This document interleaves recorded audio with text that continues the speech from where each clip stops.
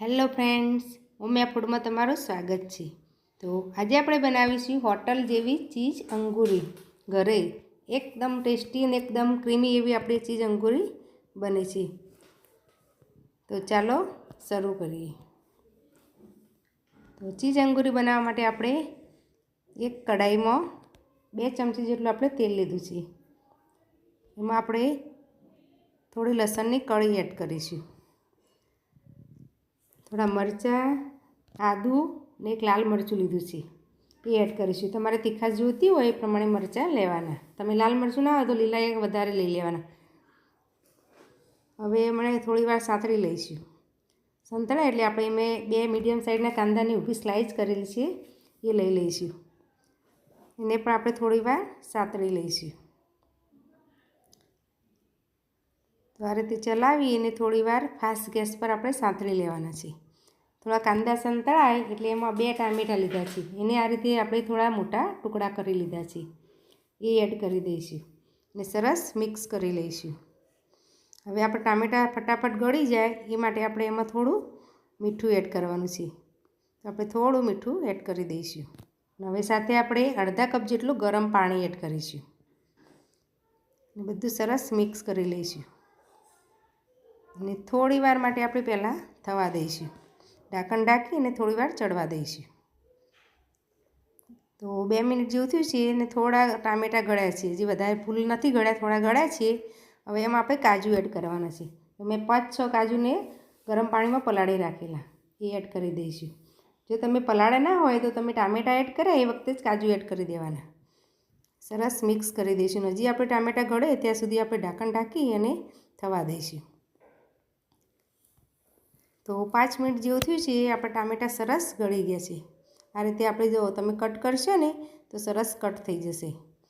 एवा एकदम सॉफ्ट करवाना छे कारण के आपणे ग्रेवी एकदम क्रीमी करवानी छे। तो हवे आने ठंडू थवा दईशुं मिश्रणने, पछी आपणे पीसी लईशुं।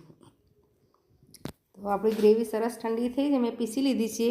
तो जो एकदम क्रीमी जेवी आपणी ग्रेवी तैयार थई छे ने, अंदर एक पण टुकड़ो ना आवવો જોઈએ ए रीते आपणे ग्रेवी तैयार करवानी छे।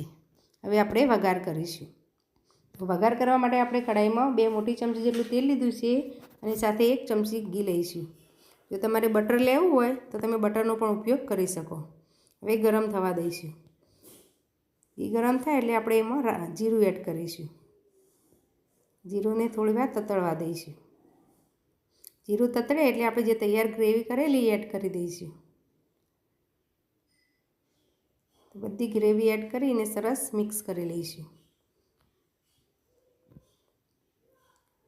आ रीते आपणे सरस मिक्स करी लईशुं। आ रीते तमे बनावशो तो मस्त शाक आपणुं तैयार थाय छे। हवे मसालामां आपणे काश्मीरी लाल मरचुं पाउडर अर्धी चमची जेटલું एड करीशुं। हळदर 5 चमची जेटली एड करीशुं। धाणा जीरुं 1 चमची एड करीशुं ने चपटी आपणे मीठुं एड करीशुं। आपणे आगळ एड करेलुं छे એટલે ધ્યાન રાખવાનું। ने किचन किंग मसालो लीधो छे 1 चमची जेटलो लईशुं। जो किचन किंग मसालो ना होय तो तमारे पंजाबी कोईपण शाकनो मसालो होय तो एड करी देवानो।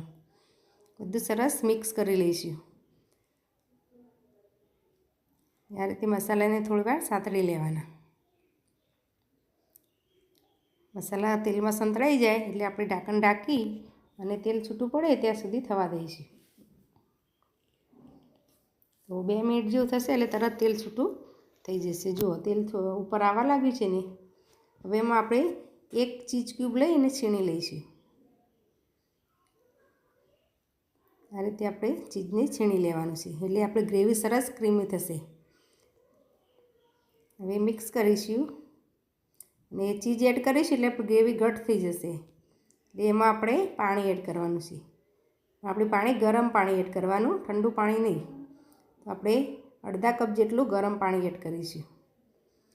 ચીઝ અંગૂરીની ગ્રેવી હોય એકદમ થોડી પતલી હોય છે એટલે આપણે એ પ્રમાણે પાણી એડ કરવાનું। જો તમે વધારે ચીઝ એડ કરો તો પાણી થોડું વધારે એડ કરવાનું। જો આ રીતની ગ્રેવી થશે।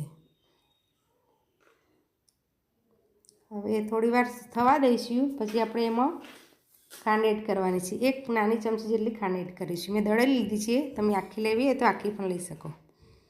સરસ મિક્સ કરી લઈશું. તો ગ્રેવીને આપણે થોડી વાર હવે ઉકળવા દઈશું. તો જો ગ્રેવી ઉકળી ગઈ છે, હવે આપણે ચીઝના ટુકડા કરેલા છે એડ કરી દઈશું. તો 1 ક્યુબના મેં ટુકડા કર્યા છે. થોડા દાણા એડ કરીશું. બધું સરસ મિક્સ કરી લઈશું. તો જો આપણી ચીઝ અંગૂરી તૈયાર થઈ ગઈ છે. તો આ રીતની ગ્રેવી રાખવાની. થોડી ઘટ હજી થશે એટલે આપણે ગ્રેવી થોડી પતલી જ રાખવાની. હવે સર્વ કરીશું. તો મેં પ્લેટમાં લઈ લીધી છે. ઉપરથી થોડા ચીઝ ક્યુબ નાખીશું અને ચીઝ છીણી લઈશું. ચીઝ તમારે જેટલું જોઈતું હોય એ પ્રમાણે તમે વધારે ઓછું કરી શકો. મેં 1 ક્યુબ ચીઝ લીધું છે એ આપણે ઉપરથી આ રીતે છીણી લઈશું. તો એકદમ સરસ ટેસ્ટી એવી આપણી ચીઝ અંગૂરી તૈયાર થાય છે. તો જો તમને અમારી રેસીપી ગમી હોય તો મારા વિડીયોને લાઈક, શેર અને મારી ચેનલને સબસ્ક્રાઈબ જરૂર કરજો. ફરી મળીશું આવા નવા વિડીયો સાથે. ધન્યવાદ.